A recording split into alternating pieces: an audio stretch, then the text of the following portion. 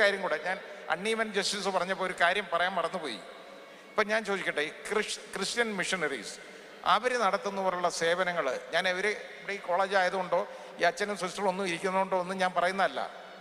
അവർ നടത്തുന്നവരുള്ള സേവന പ്രവർത്തനങ്ങൾ നടത്തുന്ന ഏത് കമ്മ്യൂണിറ്റി ഉണ്ട്? വിദ്യാഭ്യാസ വിപ്ലവമല്ലേ അവർ നടത്തിക്കൊണ്ടിരിക്കുന്നത്?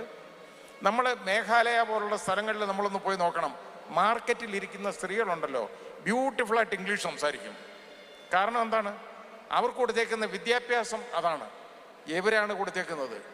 അവിടെ ഈ നോർത്ത് ഇന്ത്യ കാണുന്നിടത്തെല്ലാം റവറൻറ്റ് ഫാദേഴ്സ്, സെർവൻറ്റ് സിസ്റ്റേഴ്സ് ഇവരൊക്കെ ആക്രമിക്കപ്പെടുമ്പോൾ ആലോചിച്ച് നോക്കിയുള്ളൂ. എന്ത് പറഞ്ഞുകൊണ്ടാണ് ആക്രമിക്കുന്നത്? മതം മാറ്റം നടക്കുന്നു എന്നും പറഞ്ഞുകൊണ്ടാണ്. ഞാൻ ചോദിക്കട്ടെ, മതം മാറ്റം നടക്കാൻ പാടില്ലേ? എൻ്റെ ഒരു സംശയമാണ് ഞാൻ പറയുന്നത്. അതിനെതിരായിട്ട് നിയമങ്ങൾ ഓരോ സ്റ്റേറ്റിലും വരുന്നു. ആ നിയമങ്ങൾ ചോദ്യം ചെയ്യപ്പെടേണ്ടതാണ്.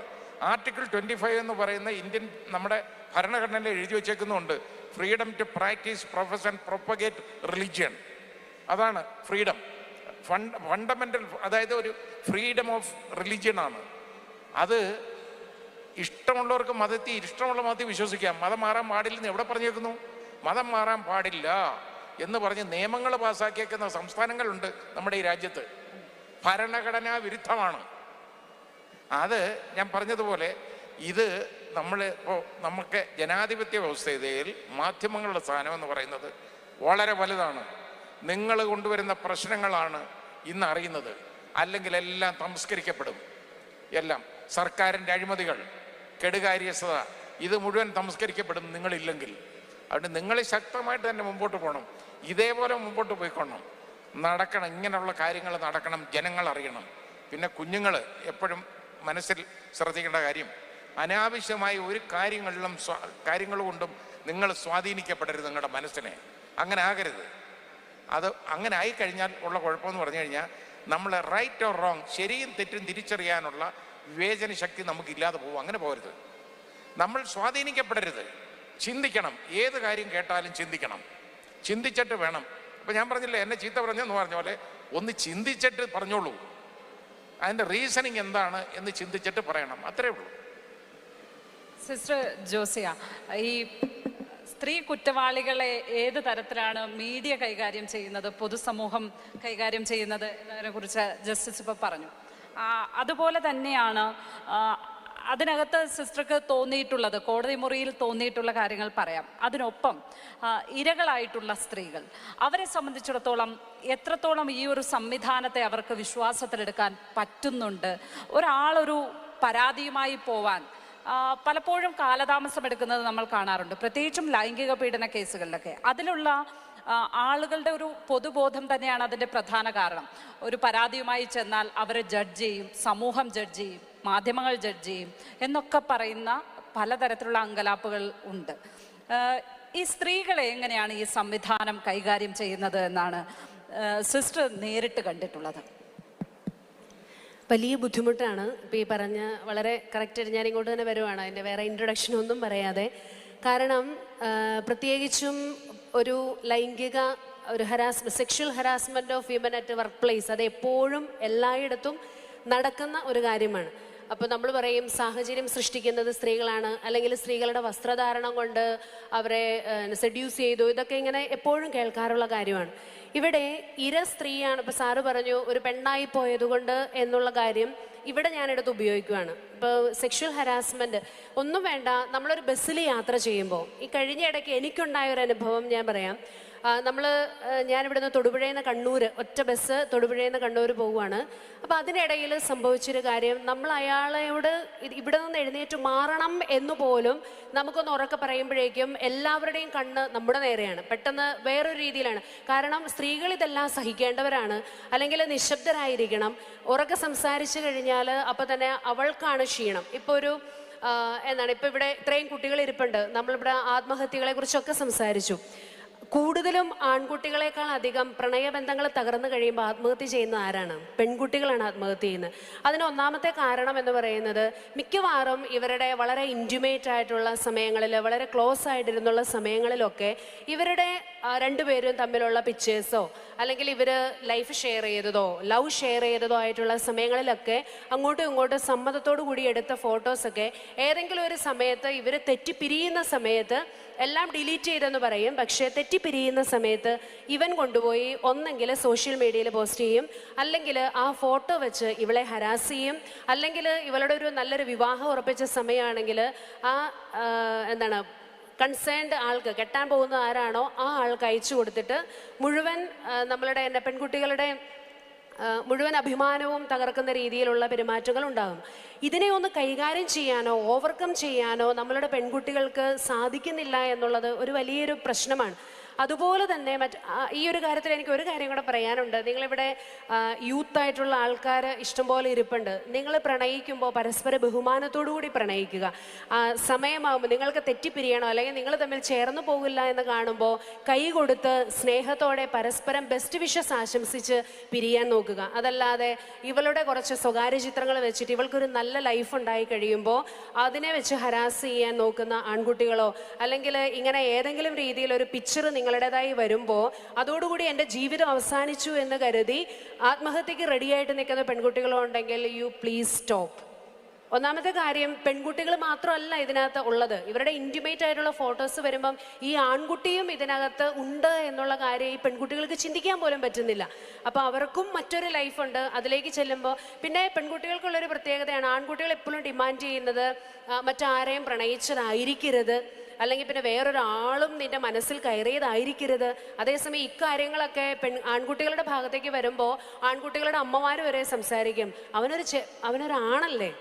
ആൺപിള്ളേരുടെ ഈ പ്രായമൊക്കെ കഴിയുമ്പം അവർ ചിലപ്പം ഇങ്ങനെയൊക്കെ സംഭവിച്ചിരിക്കും. ഇപ്പം സാറ് പറഞ്ഞൊരു കാര്യം, പെൺകുട്ടികൾക്ക് ഒന്നും പാടില്ല, ആൺകുട്ടികൾക്ക് എല്ലാം ആകാം, അവർക്ക് എന്തായാലും ഒരു കുഴപ്പമില്ല എന്നുള്ള ഒരു ചിന്ത നമ്മളുടെ ഇടയിൽ, അത് തന്നെ ഒരു അൺഈവൻ ജസ്റ്റിസ് ആണെന്ന് എനിക്ക് തോന്നിയിട്ടുണ്ട്. പ്രത്യേകിച്ച് ഞാൻ 10 വർഷമായിട്ട് ഒരു ലോയറായിട്ട് നിൽക്കുന്നു. അതിനകത്ത് 6 വർഷവും ഫാമിലി കോർട്ടിലാണ്. ഈ ഫാമിലി കോർട്ടിൽ നമ്മൾ നിൽക്കുമ്പോൾ യങ് കപ്പിൾസ് വന്നിരുന്ന് അവരുടെ പ്രശ്നങ്ങൾ പറയുന്ന സമയത്ത് ഇതെവിടെയാണ് പ്രശ്നം എന്ന് ചോദിക്കുമ്പോൾ നമുക്ക് ഇങ്ങനെ കമ്മ്യൂണിക്കേറ്റ് ചെയ്യാൻ പോലും നമുക്ക് പറ്റാത്തൊരവസ്ഥ. കാരണം അപ്പോൾ അവിടെ എൻ്റെ ബോഡി എൻ്റെ റൈറ്റ് അത് പറഞ്ഞാൽ പിന്നെ നമുക്ക് അതിനകത്തേക്ക് അവരെ ഒരു അഡ്ജസ്റ്റ്മെൻറ്റ് ചെയ്യാനോ ഒരു കമ്പാഷനോട് കൂടി ഇടപെടാനോ ഒരു ലൈഫിലേക്ക് ഒരു കമ്മിറ്റ്മെൻറ്റ് വേണമെന്നൊന്നും പറയും. എന്തിന് ഞാൻ കമ്മിറ്റ്മെൻറ്റ് നടത്തണം? അങ്ങനെ ഒരു ചോദ്യങ്ങൾ വരുമ്പോൾ നമുക്ക് അവിടെ ഒരാളെ കമ്പൽ ചെയ്യാൻ പറ്റാതെ വരുന്നു. അങ്ങനത്തെ കുറേ പ്രശ്നങ്ങൾ. പിന്നെ ഈ ഒരു sexual harassment of women at work place, അത് നമ്മളുടെ കേരളത്തിൽ വളരെ പ്രത്യേകമായിട്ട് സംഭവിച്ചുകൊണ്ടിരിക്കുന്ന ഒരു കാര്യത്തിൽ ഇപ്പം 2-3 കേസുകൾ ഞാൻ അങ്ങനെ കൈകാര്യം ചെയ്തു. അതിനകത്ത് നമ്മൾ ഈ സ്ത്രീകളെ ഒരു പരാതി കൊടുക്കാൻ ഒന്ന് ബലപ്പെടുത്തണമെങ്കിൽ ഞാൻ എടുക്കേണ്ട ഒരു എഫേർട്ടുണ്ട്. കാരണം അവർക്കൊരു ഭയങ്കര സോഷ്യൽ ഇൻഫ്ലുവൻസ് ഉണ്ടാവും. നീ അതിന് പോകരുത്, അയാൾ ഭയങ്കര ബലമുള്ള ആളാണ്, അപ്പം അതിനെതിരെ പോയാൽ നമുക്കൊന്നും സംഭവിക്കില്ല, നമ്മുടെ ഉള്ള മാനവും കൂടെ പോകുള്ളൂ. ഇങ്ങനെ ഡിസ്കറേജ് ചെയ്ത് എല്ലാം സപ്രസ് ചെയ്ത്, എന്നാൽ ഇനിയും അതിനുശേഷവും അയാളുടെ വെല്ലുവിളി കേൾക്കണം. നീ ഇത്രയും കാലം കൊണ്ടുപോയിട്ട് എന്തു പറ്റി, എനിക്കെതിരെ എന്തെങ്കിലും ചെയ്യാൻ പറ്റിയോ, അപ്പോൾ എനിക്കെതിരെ നിനക്കൊന്നും ചെയ്യാൻ പറ്റില്ല. ഇത് ഇവിടെ ഇരിക്കുന്ന പെൺകുട്ടികൾക്ക് എല്ലാം ഒരു നമ്മൾ പറയില്ല ഇങ്ങനെ, എനിക്കെതിരെ നിനക്ക് എന്ത് ചെയ്യാൻ പറ്റും എന്ന് നമ്മളോട് ചോദിക്കുമ്പോൾ നിനക്കെതിരെ എനിക്ക് ഇത്രയെങ്കിലുമൊക്കെ ചെയ്യാൻ പറ്റും എന്നുള്ളത് പ്രൂവ് ചെയ്ത് കാണിച്ചു കൊടുക്കേണ്ടത് ഇവിടെ ഇരിക്കുന്ന ഓരോ പെൺകുട്ടിയുടെയും ഉത്തരവാദിത്വമാണ്. ഒരു ബസ്സിൽ യാത്ര ചെയ്യുന്ന സമയത്ത് ഈ നമ്മൾ പറയില്ലേ അൺവെൽക്കമിങ് ടച്ച് എന്ന് പറയും. അപ്പോൾ ഒരാൾക്ക് വെൽക്കമിങ് ആയിട്ട് ഇപ്പോൾ ഒരു കൈ കൊടുക്കുന്നത് പോലും അല്ലെങ്കിൽ ഒന്ന് ഹഗ് ചെയ്യുന്നത് പോലും എല്ലാവർക്കും ഒരുപോലെ ആയിരിക്കില്ല. ഒരാൾക്ക് അൺവെൽക്കമിങ് ആയിട്ടുള്ളത് മറ്റേ ആൾക്ക് വെൽക്കമിങ് ആയിരിക്കും. ഇപ്പം അത് ഞാനാണ് തീരുമാനിക്കേണ്ടത്. എനിക്ക് അൺവെൽക്കമിങ് ആണോ, അല്ലെങ്കിൽ ഒരു സുഖമില്ലാത്ത ടച്ചാണോ, അല്ലെങ്കിൽ ഇപ്പം നമ്മൾ പറയും വൾഗറായിട്ടുള്ള സംസാര രീതികൾ, കമൻറ്റ്, അങ്ങനത്തേതൊക്കെ വരുമ്പോൾ അതിനെ എങ്ങനെ നമ്മളത് ഡൈജസ്റ്റ് ചെയ്യണോ, അക്സെപ്റ്റ് ചെയ്യണോ, റെസ്പോണ്ട് ചെയ്യണോ എന്നുള്ളത് എൻ്റെ തീരുമാനമാണ്. ഈ നമ്മളുടെ ഓരോരുത്തരുടെയും തീരുമാനത്തിലാണ് എനിക്ക് ജസ്റ്റിസ് വേണമോ എന്ന് ഞാൻ തീരുമാനിക്കേണ്ടത്. എൻ്റെ ഒരു അഭിപ്രായത്തിൽ ഈ അൺഈവൻ ജസ്റ്റിസ് എന്ന് പറയുന്നത് കുറച്ചൊക്കെ എൻ്റെയും കൂടി റെസ്പോൺസിബിലിറ്റിയുടെ കുറവാണെന്ന് ഞാൻ പറയും. സമൂഹത്തിൽ നടക്കുന്ന ഒരു തെറ്റിനെ അത് തെറ്റാണെന്ന് പറയേണ്ട സമയത്ത് ഞാൻ പറയാതിരിക്കുന്നത് മൂലം എനിക്ക് സംഭവിക്കുന്ന ചില കാര്യങ്ങളുണ്ട്. അപ്പോൾ അതിനോട് എനിക്കൊരു സോഷ്യൽ റെസ്പോൺസിബിലിറ്റി ഉണ്ടാകണം. ഇവിടെ ഞങ്ങൾക്ക് തന്ന പ്രപ്പോസലിനകത്തുണ്ടായിരുന്നു ഈ യങ്സ്റ്റേഴ്സിനെ എങ്ങനെ സോഷ്യൽ റെസ്പോൺസിബിലിറ്റി ഉള്ളവരാക്കാം എന്നുള്ളതിനെക്കുറിച്ച്. ഇവിടെ നമ്മൾ പല കോളേജുകളിൽ നടന്ന കാര്യങ്ങൾ പറഞ്ഞു. ഹാഷ്മി സാറ് പറഞ്ഞു കുറേ നമ്മളുടെ മധുവിൻ്റെ ഇതെല്ലാവരും ഈ പറഞ്ഞ പോലെ നമ്മളെല്ലാവരും ഹാഷ്ടാഗ് ഇട്ടു, സ്റ്റാറ്റസ് ഇട്ടു. അതായത് നമ്മൾ എന്താണ് ഇങ്ങനെ അങ്ങ് പോവുകയല്ലാതെ ഇപ്പം നിങ്ങളെ സംബന്ധിച്ചിടത്തോളം നമ്മുടെ പല കോളേജുകളിലും റാഗിങ് മൂലം ഈ 2025 സംഭവിച്ച കാര്യങ്ങളൊക്കെ നമുക്കറിയാം. ഈ കോട്ടയം ഗവൺമെൻറ് നഴ്സിംഗ് കോളേജിൽ സംഭവിച്ച കാര്യം വളരെ നിഷ്ഠൂരമായിട്ട് കോമ്പസ് വെച്ച് ശരീരം മുഴുവൻ കീറി അവൻ്റെ പ്രൈവറ്റ് പാർട്ടിൽ ഡമ്പല് കെട്ടി തൂക്കി അവനെ നിശബ്ദനാക്കി. എന്തുമാത്രം ക്രൂരമായ കാര്യമാണ് അവിടെ ചെയ്തത്. ഒരു കോളേജ് സ്റ്റുഡൻസ് എന്നുള്ള നിലയിൽ നിങ്ങൾക്ക് അവിടെ എന്ത് ചെയ്യാൻ പറ്റി? ഇതൊരു ചോദ്യമാണ്. ഇതാണ് നമ്മുടെ സോഷ്യൽ റെസ്പോൺസിബിലിറ്റി എന്ന് പറയുന്നത്. ഇതാണ് നമുക്ക് ഇന്ന് സമൂഹത്തിൽ കുട്ടികൾക്ക് അവരുടെ ലോകം. ഞാൻ ചിലപ്പം കുട്ടികളോട് ചോദിക്കാറുണ്ട്, നിങ്ങൾ സോഷ്യൽ മീഡിയയിൽ എന്താണ് തിരയുന്നത്? നിങ്ങൾ സോഷ്യൽ മീഡിയയിൽ എന്താണ് തിരയുന്നത്? സോഷ്യൽ മീഡിയയിൽ ഏത് ലോകത്താണ് നിങ്ങൾ? റീൽസിൻ്റെ പിന്നാലെയാണോ? റീൽസിൽ നിന്ന് റിയൽ ലൈഫിലേക്ക് ഇറങ്ങി വന്നിട്ട് എൻ്റെ സഹോദരന് എന്തെങ്കിലും സംഭവിക്കുമ്പോൾ നമ്മൾ ഈ ഡിസ്റ്റൻറ്റ് എമ്പതി എന്ന് പറയുന്നൊരു സാധനം അങ്ങ് എവിടെയെങ്കിലും സംഭവിച്ചിട്ടുണ്ടെങ്കിൽ അതിനെല്ലാം നമ്മൾ ഹാഷ്ടാഗ് ഇടും, നമ്മൾ സ്റ്റാറ്റസ് ഇടും, നമ്മൾ കുറേ കാര്യങ്ങൾ ചെയ്യും. ഈ കേരളത്തിൽ നിങ്ങളുടെ സമപ്രായക്കാരനായ ഒരാൾക്ക് സംഭവിച്ച ഒരു ബുദ്ധിമുട്ടിൽ ഒരു കോളേജ് സ്റ്റുഡൻ്റ് എന്നുള്ള നിലയിൽ അല്ലെങ്കിൽ ആസ് എ ഹോൾ കോളേജ് നിങ്ങൾക്ക് എന്ത് ചെയ്യാൻ പറ്റി? ഈ റാഗിങ്ങിനെതിരെ സോഷ്യൽ റെസ്പോൺസിബിൾ ആയിട്ടുള്ള ഒരു സ്റ്റുഡൻറ്റ് എന്നുള്ള നിലയിൽ നിങ്ങൾക്ക് എന്ത് ചെയ്യാൻ പറ്റി? ഇതാണ് എൻ്റെ ഒരു കാഴ്ചപ്പാട്. എനിക്ക് അൺഈവൻ ജസ്റ്റിസ് എനിക്ക് അനുഭവപ്പെടുന്നുണ്ടെങ്കിൽ അതിനെതിരെ ശബ്ദമുയർത്താനുള്ള ഉത്തരവാദിത്വം എനിക്കുണ്ട്. അത് സമൂഹം എൻ്റെ കൂടെ നിൽക്കുമോ എന്നുള്ളത് ഒരു പ്രശ്നമേ അല്ല. ഞാൻ എൻ്റെ കൂടെ ഉണ്ടെങ്കിൽ സമൂഹവും പതുക്കെ എൻ്റെ കൂടെ ആയിക്കോളും എന്നുള്ളൊരു ചിന്ത എനിക്കുണ്ട്. അതിന് നിങ്ങൾ മാധ്യമ പ്രവർത്തകർ വളരെ ഇപ്പോൾ സാറ് ഇവിടെ പറഞ്ഞ ഒരു കാര്യം കൂടെ ഞാൻ പറഞ്ഞോട്ടെ. റിലീജിയസ് കൺവേർഷനെ കുറിച്ച് സാറ് പറഞ്ഞു. ഛത്തീസ്ഗഡിൽ നടന്ന സംഭവത്തിന് ഹാഷ്മി സാറിൻ്റെ ഒരു ഇൻട്രോ ഞാനത് എത്ര ആവർത്തി കേട്ടെന്ന് എനിക്കറിയില്ല. സാറിൻ്റെ ഒരു സിസ്റ്റർ എഴുതിയ ഒരു ലെറ്റർ പോസ്റ്റ് ചെയ്തതിൻ്റെ അടിയിൽ ഞാൻ കൊണ്ടുപോയി ഒരു കമൻറ്റ് ഇട്ടിട്ടുണ്ടായിരുന്നു. സാർ അത് കണ്ടോ ഇല്ലയോ എന്ന് എനിക്ക് അറിഞ്ഞുകൂടാ. ഇത് എനിക്ക് തോന്നുന്നു ഈ റിലീജിയസ് കൺവേർഷൻ എന്ന് പറയുന്നതിനേക്കാൾ അധികം അവർ ഭയപ്പെടുന്നത്, ഇത് ആരതിനെ കുറ്റപ്പെടുത്തുന്നോ അവർ ഭയപ്പെടുന്നത് ഈ ഇപ്പം സന്യസ്തരുടെ അല്ലെങ്കിൽ ക്രിസ്ത്യാനിറ്റി ഒത്തിരി കാര്യങ്ങൾ ചെയ്യുന്നുണ്ടെന്ന് സാറ് പറഞ്ഞു. അതുവഴി സോഷ്യൽ കൺവേർഷൻ സംഭവിക്കുന്നതിനെയാണ് മനുഷ്യർ ഭയപ്പെടുന്നതെന്നാണ് എൻ്റെ ഒരു വിലയിരുത്തൽ. കാരണം ഒരു കുട്ടിക്ക് വിദ്യാഭ്യാസം കിട്ടിക്കഴിഞ്ഞാൽ അവൻ പഠിച്ച് ആ ഒരു സമൂഹത്തെ രക്ഷിക്കുന്നു, അല്ലെങ്കിൽ ഒരു സൊസൈറ്റി തന്നെ മാറുന്നു, അവരുടെ കൾച്ചറിൽ വ്യത്യാസം വരുന്നു, അവരുടെ അവകാശങ്ങളെക്കുറിച്ച് അവർ അവബോധമുള്ളവരാകുന്നു. ഇതിനെയെല്ലാം ചോദ്യം ചെയ്ത് ഇതെനിക്ക് എൻ്റെ നമ്മൾ പറയും നീതി നിഷേധിക്കപ്പെടും. ആർക്കാണ് നിഷേധിക്കാൻ അവകാശം? നമ്മളെല്ലാം ഹ്യൂമൻ ബീയിങ് ആണ്. ഇപ്പം ഞാൻ അവരുടെ രാജാവല്ല. എനിക്ക് അവർക്ക് നീതി ദാനമായിട്ട് കൊടുക്കാൻ എന്ന് പറയുന്നത് ഞാനല്ല നീതി കൊടുക്കുന്നയാൾ. ഈ നമ്മൾ we the people of India എന്ന കോൺസ്റ്റിറ്റ്യൂഷനിൽ പ്രിയാമ്പിളിൽ പറയുന്നുണ്ടെങ്കിൽ നമ്മളെല്ലാവരും തുല്യരാണ്. ആരും ആരുടെയും നീതി നിഷേധിക്കാനോ അതിങ്ങനെ ഇവർക്ക് ദാനമായിട്ട് കൊടുക്കാനോ നമ്മൾ ആരും ആരുടെയും യജമാനന്മാരല്ല. നമ്മളെല്ലാവർക്കും തുല്യനീതി. ഇപ്പം എനിക്ക് നീതി കിട്ടണം, അതുപോലെ തന്നെ എൻ്റെ അടുത്തിരിക്കുന്ന സാറിനും നീതി കിട്ടാൻ ഞാൻ സഹായിക്കണം. അതാണ് എൻ്റെ സോഷ്യൽ റെസ്പോൺസിബിലിറ്റി. നമ്മൾ ഒരാൾക്കും ഈ പാവപ്പെട്ടവർ ഇപ്പോൾ ഇവിടെ പാവപ്പെട്ടവരുടെ വക്കീലെന്നൊക്കെ പറഞ്ഞു. എങ്ങനെയാണ് പാവപ്പെട്ടവർ ഉണ്ടാകുന്നത് എന്നുകൂടി നമ്മളൊന്ന് ചിന്തിക്കണം. ഒരു സമൂഹം വേറൊരു കൂട്ടരെ കോർണറൈസ് ചെയ്ത് ഇവർക്ക് ഇത്രയും മതി എന്ന് വിചാരിച്ച് കോർണറൈസ് ചെയ്ത് മാറ്റി നിർത്തുമ്പോഴാണ്. ഇപ്പോൾ ചിലപ്പോൾ എനിക്ക് തോന്നിയിട്ടുണ്ട് നമ്മൾ ചില വ്യക്തികളുടെ ആവശ്യങ്ങൾക്ക് വേണ്ടിയിട്ട് ഒരു പഞ്ചായത്തിൽ ചെല്ലുമ്പോൾ സിസ്റ്ററെ സിസ്റ്റർ ഇവരെ എല്ലാം കൂടെ പൊക്കി പിടിച്ചുകൊണ്ട് എന്തിനാണ് വരുന്നത്? ഇവരിപ്പോൾ സിസ്റ്റർ അങ്ങ് മാറുവാണെങ്കിൽ ഇവരങ്ങ് നിശബ്ദമായിട്ട് അങ്ങ് പൊക്കോളൂല്ലേ? അത് ചോദിക്കുമ്പം എനിക്ക് പറ്റില്ല അങ്ങനെ നിൽക്കാൻ. അപ്പോൾ നമ്മൾ ഇവിടെയാണ് നമ്മൾ ഏതെങ്കിലും തരത്തിൽ നിശബ്ദരാക്കപ്പെട്ട വ്യക്തികളുണ്ടെങ്കിൽ അവർക്ക് വേണ്ടി സംസാരിക്കാനുള്ള ഒരു ഉത്തരവാദിത്വമാണ് വിദ്യാഭ്യാസത്തിലൂടെ നമ്മൾ നേടിയെടുക്കുന്നത്. ഞാൻ വിദ്യാഭ്യാസം നേടിയാൽ അത് സോഷ്യൽ കമ്മിറ്റ്മെൻറ്റ് അത് നമുക്കുണ്ടായിരിക്കണം. എൻ്റെ കൾച്ചർ എനിക്ക് ഡെവലപ്പ് ചെയ്യാൻ പറ്റിയാൽ അതുവഴി സൊസൈറ്റിക്ക് നന്മ ചെയ്യാനായിട്ട് എനിക്ക് സാധിക്കണം. അതിലേക്ക് ഇത്തിരി വീക്കായിട്ട് നിൽക്കുന്ന ആളെ കൂടി പിടിച്ചുയർത്തുക എന്നുള്ളൊരു ഉത്തരവാദിത്വമാണ് നമുക്ക് ഓരോരുത്തർക്കും ഉണ്ടാകേണ്ടത് എന്നുള്ളതാണ് എൻ്റെ ചിന്ത.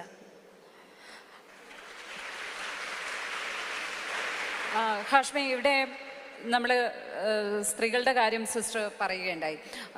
നമ്മൾ ഈ സൂര്യനെല്ലി കേസിൽ നിന്നൊക്കെ നോക്കി ആ ചരിത്രം നോക്കി ഇപ്പോൾ ഇവിടെ എത്തി നിൽക്കുമ്പോൾ 2026 എത്തി നിൽക്കുമ്പോൾ നമുക്കറിയാം ഈ സ്ത്രീപീഡന കേസുകളിൽ ഈ പറഞ്ഞ പോലെ ഒരു പൊതുബോധമൊക്കെ ഉണ്ടെങ്കിൽ പോലും മാധ്യമങ്ങൾ അതിജീവിതകൾ, നമ്മൾ ഇരകളിൽ നിന്ന് അതിജീവിതകളിലേക്ക് മാറിക്കഴിഞ്ഞു. ഇരകൾ എന്ന് പറയുന്ന വാക്കുപോലും നമ്മൾ ഉപയോഗിക്കാറില്ല. അപ്പോൾ അത്തരത്തിലുള്ള ഒരു ഉന്നതി നമുക്ക് ഉണ്ടായിട്ടുണ്ട്, നമുക്ക് ആ ഒരു പ്രോഗ്രസ് ഉണ്ടായിട്ടുണ്ട്. അത് നമുക്ക് സ്വയം സന്തോഷിക്കാൻ പറ്റുന്ന ഒരു കാര്യമാണ്. അപ്പോഴും ഈ നേരത്തെ പറഞ്ഞതുപോലെ കുറ്റവാളികളായിട്ടുള്ള സ്ത്രീകളെ മീഡിയ എങ്ങനെയാണ് കൈകാര്യം ചെയ്യുന്നത്? ഒരു സ്ത്രീ പ്രതിപട്ടികയിൽ വന്നു കഴിഞ്ഞാൽ അവളെ എങ്ങനെയാണ് മീഡിയ കൈകാര്യം ചെയ്യുന്നത് എന്ന് പറയുന്നത് നമ്മളെല്ലാവരും എപ്പോഴും സ്വയം വിമർശനപരമായി ചർച്ച ചെയ്യുന്ന ഒരു കാര്യമാണ്. അതിനകത്ത് എന്താണ് ഒരു മാറ്റം നമുക്ക് സാധ്യമായിട്ടുള്ളത്? ഈ ഗ്രീഷ്മയുടെ അടക്കം കേസുകളിൽ, ഈ കഷായം കൊടുത്തു കൊന്ന കേസിലടക്കം അത് അത്തരത്തിലുള്ള ഒരു ഏകപക്ഷീയമായ മാധ്യമ വിചാരണ ഉണ്ടായിട്ടുണ്ടത് എന്നുള്ളത് നമുക്കറിയാം. അനുശാന്തിയുടെ കേസിൽ അങ്ങനെ സ്ത്രീകൾ പ്രതിപട്ടികയിൽ വരുമ്പോൾ മീഡിയ വളരെ വളരെ അതിനെ വേറൊരർത്ഥത്തിൽ സ്ത്രീവിരുദ്ധമായി കൈകാര്യം ചെയ്യുന്നത് നമുക്ക് കാണാൻ കഴിയുമല്ലേ? ഉറപ്പായും പലപ്പോഴും പല പ്രയോഗങ്ങൾ അതിൽ സ്ത്രീവിരുദ്ധമാകുന്നു എന്ന കാര്യത്തിൽ തർക്കമില്ല. ഒരുപക്ഷെ പുരുഷൻ കുറ്റവാളിയാകുന്നതിനേക്കാൾ കുറച്ചുകൂടി അഗ്രസീവായി, കുറച്ചുകൂടി കണിശമായി മാധ്യമങ്ങൾ മാത്രമല്ല, ഞാൻ പറഞ്ഞത് സമൂഹം തന്നെ അതിനെ ആ രീതിയിലാണ് കാണുക. സ്വാഭാവികമായും സമൂഹം ആ രീതിയിൽ കാണുമ്പോൾ സമൂഹത്തിന്റെ ഒരു ഭാഗം തന്നെയാണ് മാധ്യമങ്ങൾ. മാധ്യമങ്ങളിലേക്കും ഏറിയും കുറഞ്ഞും ആ പ്രവണത വന്നുകൂടായില്ല. കാര്യം മാധ്യമങ്ങൾ വാട്ടർ കമ്പാർട്ട്മെന്റ് അല്ല. സമൂഹത്തിൽ നിൽക്കുന്ന ഈ പറയുന്ന പ്രശ്നങ്ങളുടെ ഒക്കെ പ്രതിഫലനം മാധ്യമങ്ങളിൽ ഉണ്ടായിക്കൂടാ എന്ന് നമുക്ക് വാശി പിടിക്കാൻ കഴിയില്ല.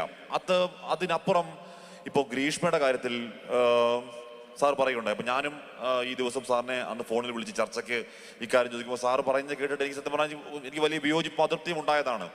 പിന്നെ കുറച്ച് കഴിഞ്ഞ് ആലോചിക്കുമ്പോൾ ശ്രീ കമാൽ പാഷവാസ് സാർ പറയുന്നതിൽ ചില പോയിന്റുകളുണ്ട് എന്ന് മനസ്സിലാക്കുമ്പോൾ തന്നെ ആ വിഷയത്തിൽ നമ്മളതിൻ്റെ കേസിൻ്റെ വിശദാംശങ്ങളിലൊക്കെ പോകുമ്പോൾ ഷാരോൺ എന്ന് പറയുന്ന ഒരു യുവാവ് അനുഭവിച്ച തീവ്ര വേദന, ഭീകരമായ വേദനയാണ്. എന്ന് പറഞ്ഞാൽ ഈ പറയുന്ന കീടനാശിനിയുടെ ഭാഗമായി നാവൊക്കെ അറ്റ്, ഉള്ളിൽ കിടക്കുന്ന ശരീരഭാഗങ്ങളൊക്കെ അറ്റ്, ശരീര അവയവങ്ങളൊക്കെ തകർന്ന് മൂത്രത്തിൽ കൂടി നിരന്തരം ചോര ദീർഘനാൾ പോയിക്കൊണ്ടിരുന്ന അങ്ങനെ അവൻ ഹോസ്പിറ്റലിൽ കിടന്ന ദിവസങ്ങൾ അനുഭവിച്ച വേദന എന്ന് പറഞ്ഞാൽ അതിൻ്റെ കുറ്റപത്രത്തിലൊക്കെ വിവരിക്കുന്നതെന്ന് പറഞ്ഞാൽ പരമകോടിയാണ്.